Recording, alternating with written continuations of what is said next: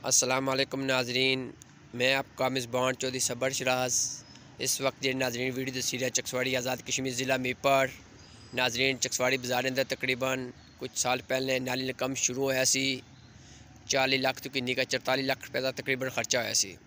नाजरीन सो तकी सकने हो नालियाँ क्लीयर करने का मकसद ये सी से फुटपैड बनाई जासी ताकि इतों जी वाम गुजरा है पैदल उसकी सहूलत मिले।